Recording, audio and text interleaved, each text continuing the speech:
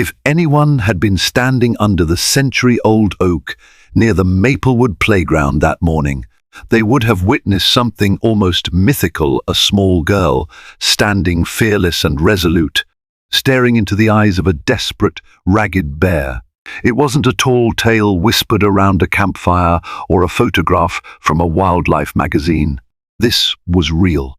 And what that little girl did next would not only transform the bear's life, but also spark a quiet revolution in the hearts of an entire town. Maplewood had always been a quiet place, a town so small you could traverse it in a single lazy afternoon. Rows of modest houses lined the narrow, tree-shaded roads, and a small collection of shops made up its commercial heart.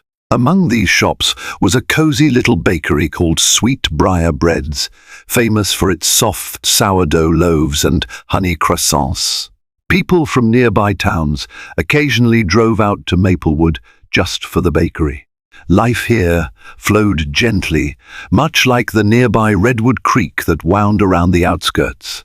No one in Maplewood ever expected anything unusual to happen, certainly not the arrival of a starving bear near the playground. The Maplewood playground sat behind Mount Maple Elementary School. Though it boasted only a few sets of swings, a large slide, and a patch of grass for picnics or soccer, it was one of the friendliest spots in town. The children loved it, and parents found it safe and comforting. One early dawn in late September, the sun rose over the line of pine trees, revealing the dew-soaked jungle gym. There, on the far edge, lumbered a thin, exhausted black bear. Its fur was matted and dull, its once powerful muscles visibly depleted. Typically, bears in this region had ample food sources: berries in the forests, fish in the local streams, even the occasional leftover from a campground. But something had gone terribly wrong for this particular bear. He had strayed too close to human territory, looking for scraps. His eyes held a mixture of fear, desperation, and a faint flicker of hope that maybe, just maybe, he would find something to eat here. No one was around at that hour, except for one little girl, Amelia Rhodes, who lived with her parents in a modest brick house on Maple Street, a 5-minute walk from the playground. Amelia was an early riser, fond of the morning chorus of birds and the way dew shimmered on grass. She also had a habit of picking wildflowers to bring home to her mum. That morning, she decided to cut through the playground on her way to a small, secret patch of daisies she'd discovered in the woods. As she entered the playground, her gentle humming ceased at the sight of the bear. At first, her heart leapt in alarm. She'd been taught from a young age to be cautious with wildlife. But something about the bear's posture, its drooping head and labored breathing, made her pause. Instead of running, Amelia found herself rooted to the spot, her curiosity overpowering her instinct to flee. The bear had never intended to get this close to human children, but hunger was an unforgiving force.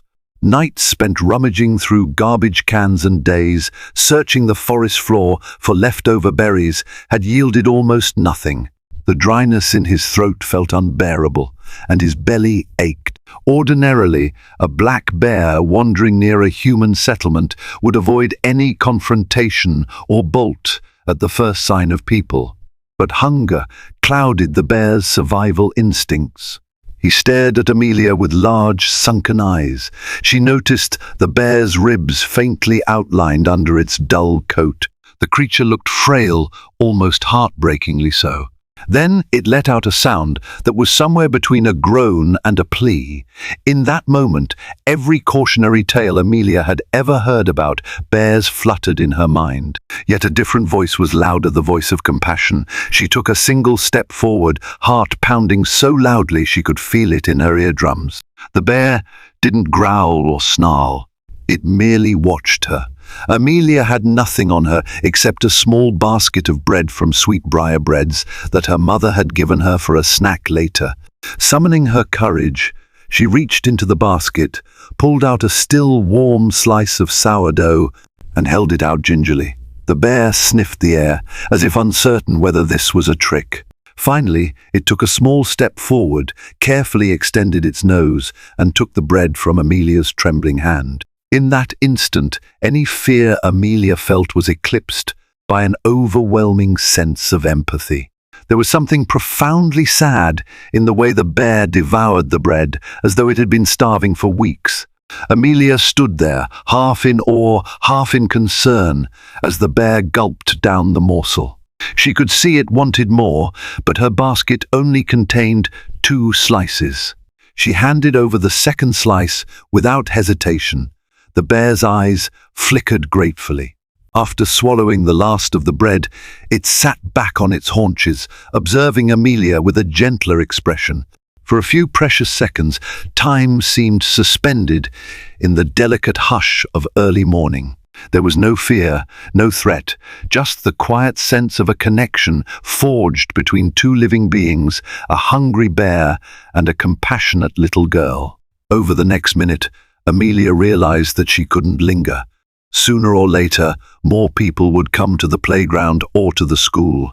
Adults would panic if they saw a bear so close to town, and the bear would be in immediate danger. She also knew that a single offering of bread wasn't enough to save the bear's life. He needed proper food, medical checkups, maybe even help from a wildlife rescue. Feeling a pang of responsibility, Amelia backed away slowly, whispering, "I'm sorry, I'll be back."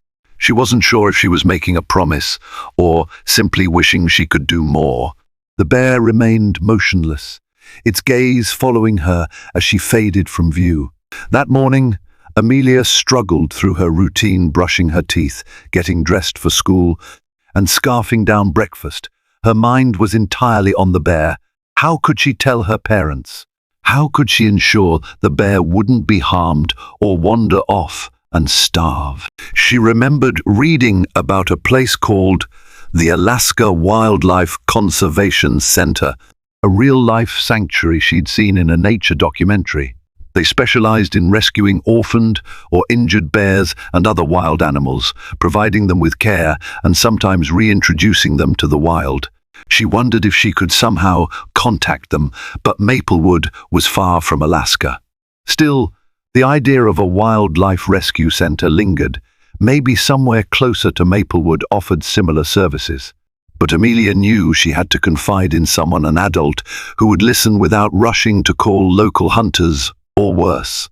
After a day of constant distraction at school, Amelia returned home.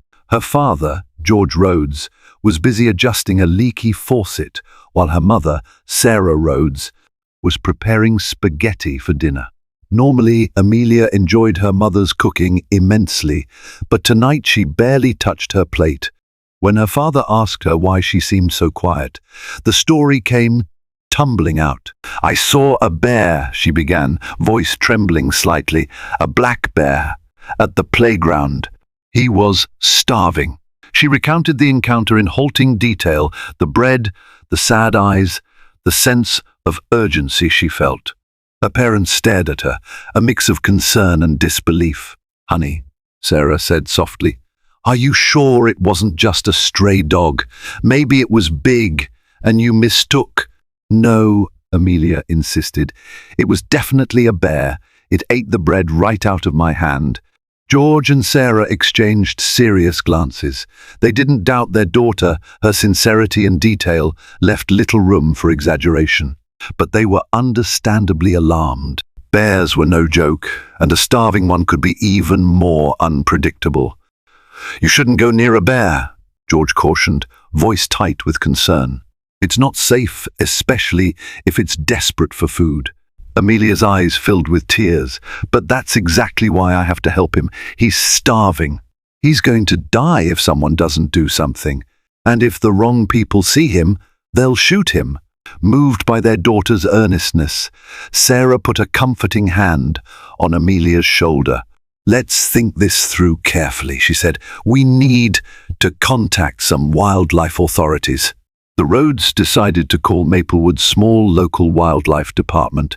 Typically, they handled raccoons, the occasional coyote sighting, or deer that wandered onto roads. Bears were rare in Maplewood, but not unheard of in the surrounding forests. The official who answered listened patiently, then assured them they'd send someone to investigate the next morning. Amelia, however, was apprehensive.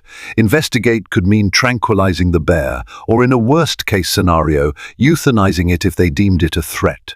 She wanted to ensure the bear received compassionate care. After dinner, she retreated to her room and searched on her old computer for any wildlife rescue centers near Maplewood.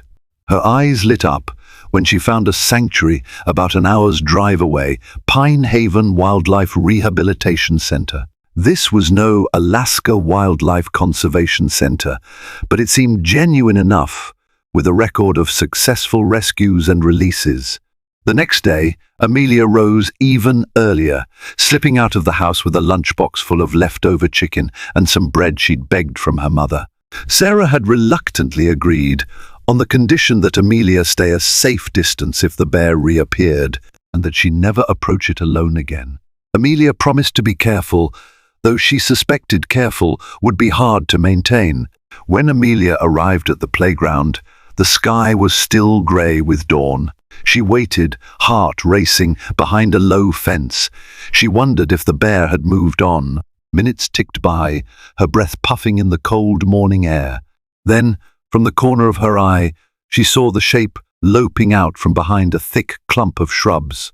The bear looked more haggard than before, as though the few hours since they'd last met had been a grueling ordeal. Amelia called softly, "Hey, buddy," as if greeting a shy dog. She placed the chicken and bread on the ground, several yards away from her. The bear sniffed, then ambled over, gobbling the meal in a matter of seconds. She saw its eyes close briefly in relief at the taste of real food. Warmth flooded Amelia's chest. She wasn't sure if it was from fear or empathy, but she recognized the profound bond forming between them. Once finished, the bear lumbered a step closer, letting out a low moan that made Amelia feel his utter exhaustion. "Hang in there," she whispered. "I promise I won't abandon you." The serenity of the moment was interrupted by the sound of vehicles on the nearby road. The bear's ears twitched in alarm. A small Maplewood Wildlife Department truck rumbled into the school parking lot. Two uniformed officers, Bill Carson and Gina Thompson, stepped out. They spotted Amelia, standing dangerously close to a wild bear. "Hey, get back!" Bill shouted, voice tinged with panic. He reached for the tranquilizer gun. The bear spun toward the sound, letting out a startled, rasping huff. Amelia shouted, "Wait! Please, don't shoot!" She frantically waved her arms, as if to form a barrier between the men and the bear. Gina quickly put a hand on Bill's shoulder, urging caution. The officers had their orders: assess the bear and, if it posed a threat, neutralize it. Yet they also saw a frightened child bravely defending a starving animal. Gina slowly approached Amelia, kneeling down to be at her eye level. "Sweetheart," she said softly, "you need to step away. This is a wild animal." Amelia shook her head, tears brimming. "He's starving. I've been feeding him. He's not attacking anyone." She gestured at the bear, who was trembling on its feet, clearly too weak even to run. "Please, he needs a vet or a rescue center." Bill exhaled, lowering the tranquilizer gun slightly. "I've never seen a bear in worse shape," he murmured, observing the creature's jutting ribcage and ragged coat. Seeing the men's hesitation, Amelia poured out everything she'd read about wildlife rehabilitation. She mentioned Pine Haven Wildlife Rehabilitation Center. She spoke about how euthanizing the bear would be a last resort if no better solution could be found, and how that would be devastating for the entire ecosystem. "Please," she begged, "help him. Don't just put him down." Bill and Gina exchanged glances, torn between standard protocols and the moral urgency before them. The bear, as if sensing this was a critical moment, remained still, eyes half closed. Finally, Gina nodded. "All right, let's see if Pine Haven can help." It took most of the morning to arrange safe transport.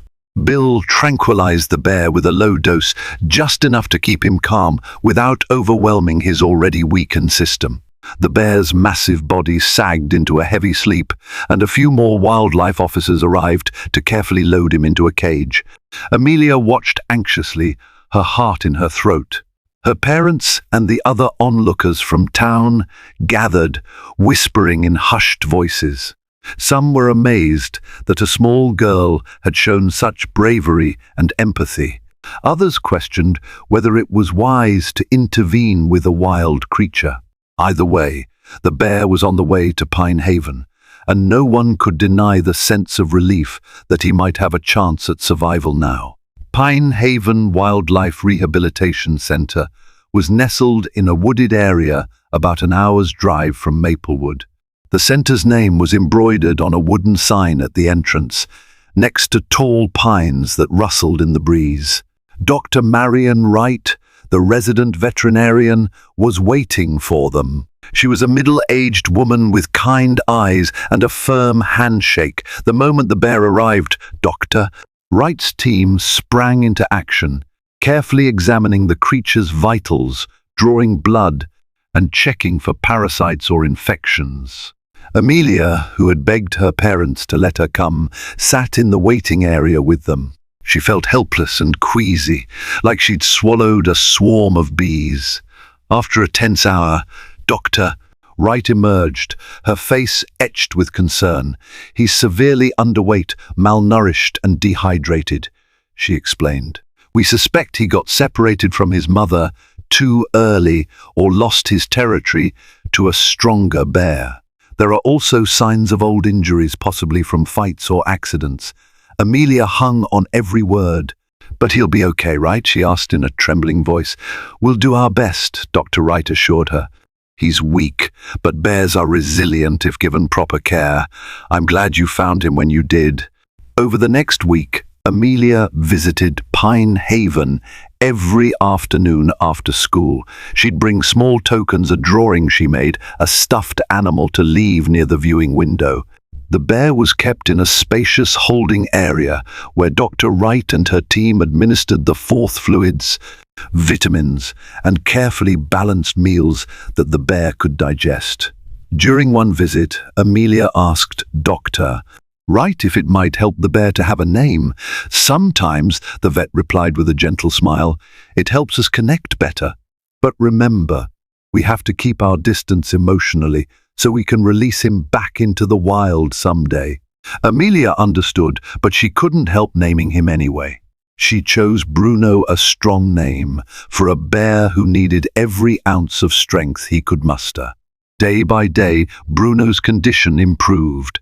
His coat grew a bit shinier, he moved around more, and he began eating larger quantities of fish and specialized bear feed. Amelia marveled at the transformation. Each time she saw him, she'd stand behind the glass partition, whispering words of encouragement. Sometimes Bruno would look up from his meal, lock eyes with her, and let out a quiet grunt. The Pine Haven staff was impressed. While they cautioned Amelia not to anthropomorphize Bruno too much, he was, after all, a wild animal. They couldn't deny that her devotion had fueled a remarkable recovery. Back in Maplewood, however, not everyone was so pleased. News traveled fast, and while many people supported Amelia's act of compassion, others feared the precedent. What if more bears started wandering into town? Maplewood's mayor, a practical man named Harold Banks, called for stricter regulations to prevent wildlife from encroaching on human spaces. "I appreciate young Amelia's heart," he said at a town council meeting, "but we must prioritize safety. We can't encourage wild animals to come around expecting food." That night, Amelia overheard her parents discussing the meeting. She caught bits and pieces: public safety, liability, danger to children. The words weighed heavily on her. She feared that Bruno might be taken away, or that Pine Haven might lose its funding if the town disapproved. Rather than sink into despair, Amelia harnessed her worry into action. She spent hours researching wildlife-human coexistence programs. She compiled facts and figures about how caring for an injured bear doesn't necessarily mean encouraging dependence. She made posters to educate her classmates and the community about respecting wildlife habitats. At school, she asked her teacher, Miss S. Oliver, for permission to present her findings to the class.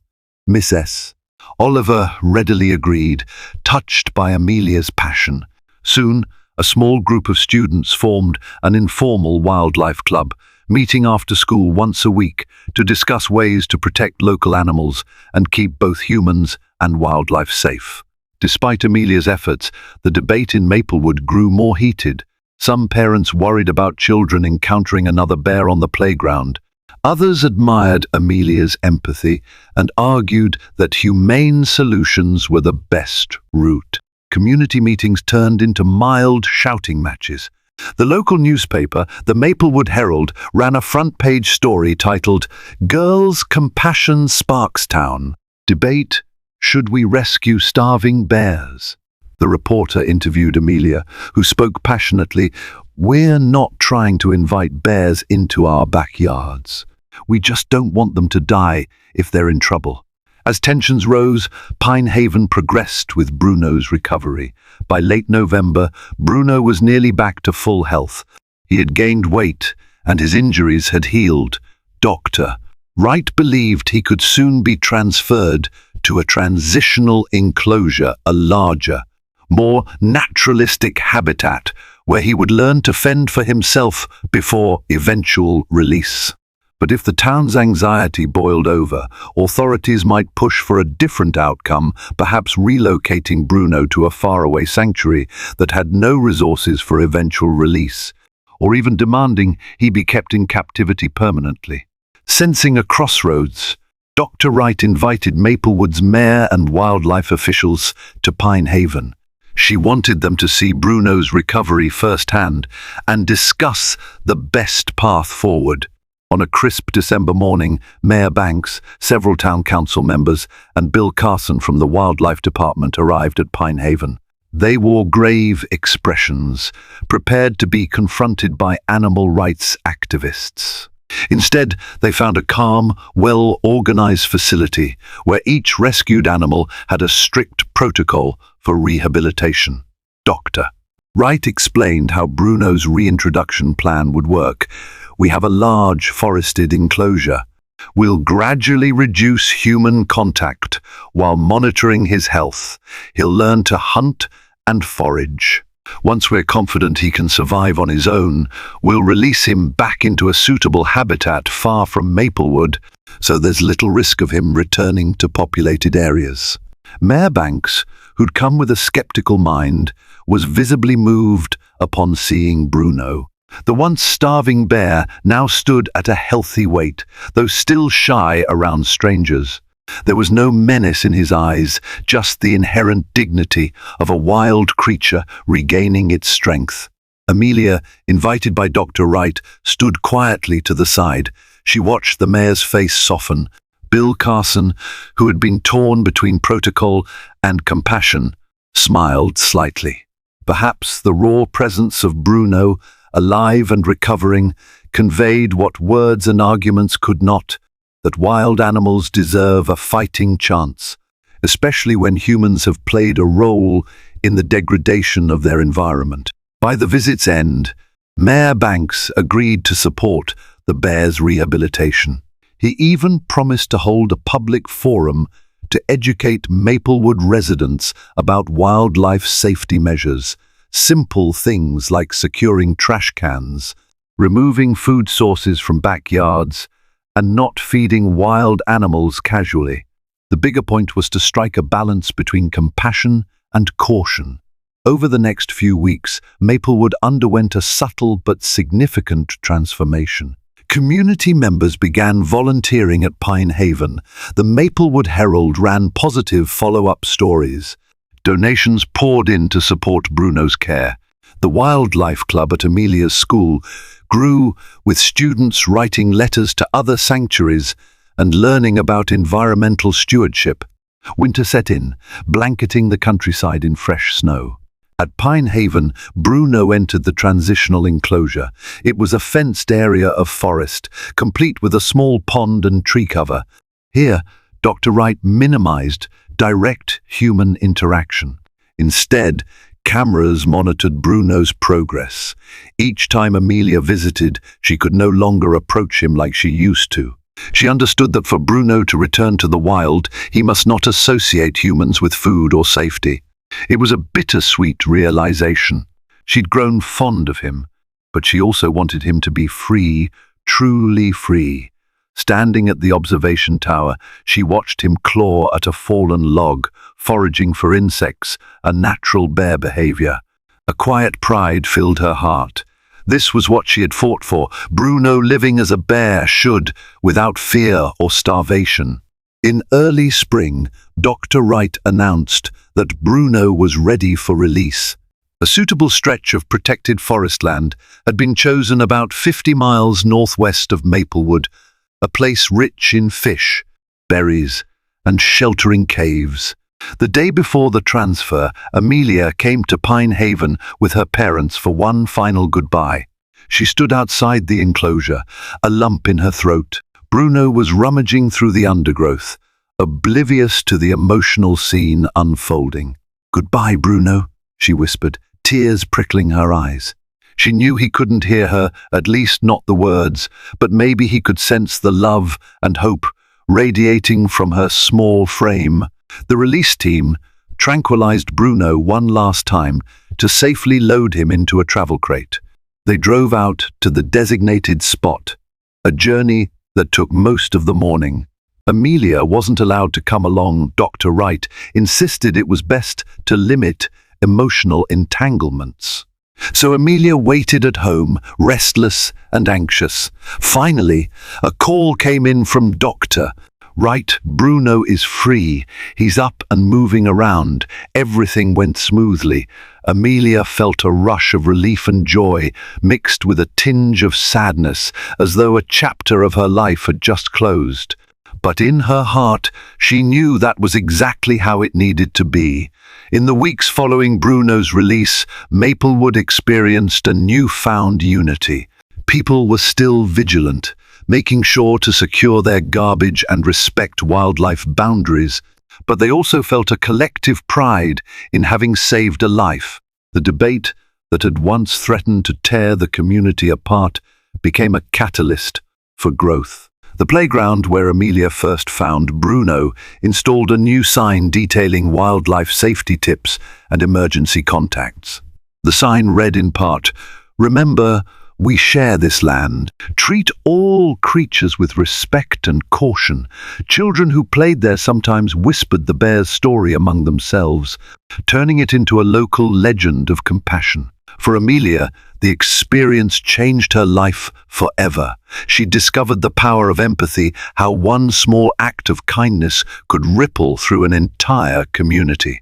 She also learned about perseverance in the face of fear, bureaucratic challenges, and skepticism from others. Encouraged by her parents and teachers, she continued to study about wildlife conservation. She devoured books and documentaries, wrote essays for class, and dreamed of one day becoming a wildlife veterinarian or an environmental journalist. The little girl who once stood alone in the early morning glow, offering bread to a desperate bear, was blossoming into a courageous young advocate for all living beings. Dr. Wright kept Amelia updated with sporadic news from the tracking collar Bruno wore. His movements suggested he was thriving, exploring new territory, and possibly even connecting with other bears. Every time Dr. Wright shared an update, Amelia felt a twinge of nostalgic happiness. She imagined him roaming under tall evergreens, fishing in cold streams, and maybe even dozing in a sunlit clearing without hunger gnawing at his belly. Sometimes Amelia would walk to the playground at dawn, remembering how it all began. She'd stand near the spot where she first saw Bruno. The morning light, the dewy grass, and the silhouette of the old oak tree would transport her back to that pivotal moment. In her mind, she could still see his gaunt figure, eyes pleading for help. The story of Bruno and Amelia is, at its core, a testament to resilience. Bruno's resilience in fighting starvation and reclaiming his wild spirit, Amelia's resilience in standing up for what she believed was right, even when adults seemed to tower over her in authority, and Maplewood's resilience in facing a dilemma that forced them to examine their values about coexistence with nature. In time, the bear known as Bruno became something of a legend. His story was recounted at community gatherings and told in school assemblies as an example of how a single act of kindness can ripple outward in unpredictable, beautiful ways. It reminded everyone that compassion isn't just a soft-hearted gesture, it can be a powerful force that bridges the gap between fear and understanding. Months turned into a full year. The seasons cycled through the region once more. On a cool autumn afternoon, Amelia found herself at a newly established wildlife garden behind Mount Maple Elementary. A plaque dedicated to all the wild friends we must protect bore the image of a stylized bear paw. Amelia's teacher, Miss S. Oliver, had spearheaded the garden project with the help of the Wildlife Club. Standing there among the blooming native plants, Amelia closed her eyes and allowed herself to remember every detail, the trembling in her fingers. When she first offered Bruno that piece of bread, the rush of relief when Pine Haven agreed to take him, the silent joy of watching him grow strong. Those memories formed an unbreakable bond, one that tied her to the lessons of empathy, humility, and courage. The changes in Maplewood didn't stop at the town limits. Word spread that this small community had rallied around a young girl and a starved bear, choosing compassion over fear. Surrounding towns were inspired to implement their own wildlife safety measures, consult with Pine Haven for best practices, and even create educational programs for kids. The Pine Haven Wildlife Rehabilitation Center, which had once faced financial strain, saw an uptick in donations and volunteers. They expanded their facilities, rescuing more animals, foxes, hawks, deer fawns, and even another underweight bear a year later. It was as though Bruno's story had opened the floodgates of goodwill, proving that humans and animals could coexist more harmoniously when given a chance. As Amelia approached her teenage years, she found herself invited to speak at nearby schools, sharing Bruno's story. She stood before assemblies of students, her soft voice gathering strength as she recounted how fear had turned to empathy and how empathy led to action that saved a life. After her talks, children would flock around her, brimming with questions. Weren't you scared? Did the bear ever try to hurt you? What made you not run away? Amelia would smile, recalling that surreal morning. Yes, I was scared, she would answer gently. But my heart told me he was hurting more than I was scared. Sometimes that's enough to make you stay. If there was one lesson that kept surfacing in Amelia's life, it was the power of connecting with another being suffering. She'd seen that empathy did not weaken her. It strengthened her resolve and brought out the best in her community. She also learned about boundaries, about how helping a wild animal requires expertise and caution. The nuance was important. You can care deeply without recklessly endangering yourself or the animal. That balance, delicate as a spider's web, was something she would carry into every relationship and endeavor in her life. On a warm spring day, Amelia found herself rummaging through her old belongings when she stumbled upon a small, half-torn basket, a remnant of that day when she'd first fed Bruno at the playground. The sight made her smile. She ran her fingers over the weave, reminiscing about the fear and determination coiled in her then 10-year-old heart. She wondered where Bruno might be at that very moment. Perhaps he was roaming a lush valley, or swiping salmon out of a rushing creek. She liked to think he was content, maybe remembering a brief moment of kindness from a girl who refused to see him as just a threat. In that moment, she felt a sense of peace, as though a circle had closed. What she'd done had mattered, not just for Bruno, but for everyone. A starving bear, a caring little girl, and an entire town had come together to write a story of second chances, resilience, and personal growth. They say the smallest act of kindness can have the biggest impact. In Maplewood, that act was a piece of bread offered by a child who saw beyond her own fear. From that one gesture emerged trust and collaboration, bridging gaps between humans and the wild, between caution and compassion, between the impossible and the miraculous. So the next time you walk through a quiet playground or wander the edge of a forest, remember Bruno's story. Let it remind you that empathy is never wasted, that courage often begins with a trembling heart, and that every life, no matter how wild or untamed, deserves a fighting chance. And that is how, in a small, ordinary town, a starving bear near a playground and a little girl named Amelia Rhodes changed each other's lives and the town's fate forever.